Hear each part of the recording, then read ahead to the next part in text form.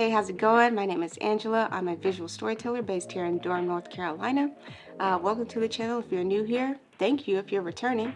And today we are going to talk about my experience getting my first keynote speaking opportunity. So for those of you who don't know, I'm going to say I do not advertise myself as a keynote speaker, but this was an interesting opportunity that I didn't want to turn down. I was very honored to be asked, and I can tell you exactly my steps to doing it in hopes that maybe you can replicate the success for yourself if keynote speaking is something that you want to do as a business owner, as a creator, and as someone who just wants to get more into sharing your expertise and education to other people in this way. So one of the first things that I will say, all I needed was a LinkedIn account and a YouTube account. This very YouTube account, exactly. And one thing that I do on LinkedIn that you also can feel free to replicate is when I send a connection request, I always send a note.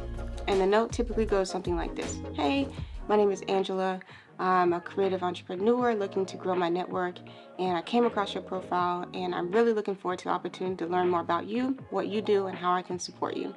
Here's a little video about me. And I created a specific unlisted video on YouTube that is just me right now, just doing the same thing I'm doing now, talking directly into the camera and introducing myself, and leaving the door open for them to respond, either set up a meeting to talk with me or just, connect with me on LinkedIn if that's all they want to do. And so I did this just to people in my area and surrounding areas. In this case, about a place that's about an hour north if you're in North Carolina. We can get into how I determined who to send a connection request to in a later video, but for now, just know I reached out to someone for a connection request, added this note, got a response that said, hey, I looked over a YouTube channel, I saw this video, really liked the message and was hoping that you could replicate this in a keynote speech for my nonprofit scholarship foundation. Huge, right? And all it took was one message. And I think the reason that the message stands out on LinkedIn is because so very few people take advantage of that when they are cold connecting with people they don't know.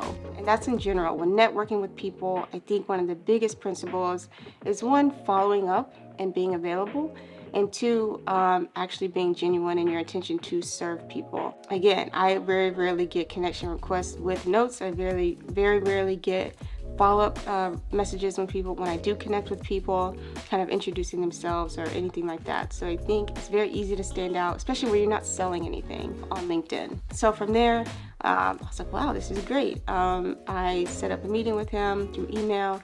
We kind of talked about it. We went from there. And this is just to say a couple of things. This is not to oversimplify this. This is really just to say that putting yourself in front of the right people in the right way can really open doors for you in the way that you want, and in unexpected ways as well. This is very unexpected for me, but it really opened my mind to the fact that my YouTube channel and any YouTube channel that you create is not just a place for you to have fun and experiment and try new things and to, put your expertise out there into the world. It is all those things, but it can be so much more than that for people who are just new to you and coming across you as a person. It can be a way for you to introduce yourself to people, and it can be a way to introduce your work to people, but it also can be a way for you to create basically a video bank of ideas for people to draw from and really get inspired from. And in this case, really see a way to connect with that offline in a way that is more intimate and more real. Because again, now I think learning to talk to a camera,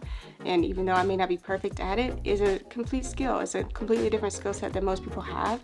And I think just talking into the void on YouTube is a great way to kind of mentally prepare yourself for talking in front of an audience. So hopefully if you are maybe hoping to be a keynote speaker and you're like, man, well, I don't have a YouTube channel that's really, set up for that, or I don't have a lot of videos of previous speeches that I've done, don't worry about that. You can use your phone right now today and just start recording yourself doing those same speeches. It doesn't have to be perfect. It doesn't have to be in front of an audience for it to be valid, for your ideas to be meaningful, and for your talking points to resonate with people. And that's just, again, what I really want to communicate in this video is not letting a lack of current opportunities prevent you from creating opportunities for yourself in the future. So hopefully this will help. I would love to hear how you landed your first keynote speaking gig, how you're continuing to land keynote speaking gigs, and how I can be of help, if at all, in the future. So like this video if you liked it, subscribe to the channel if you want to hear more videos about my experience as a creative entrepreneur,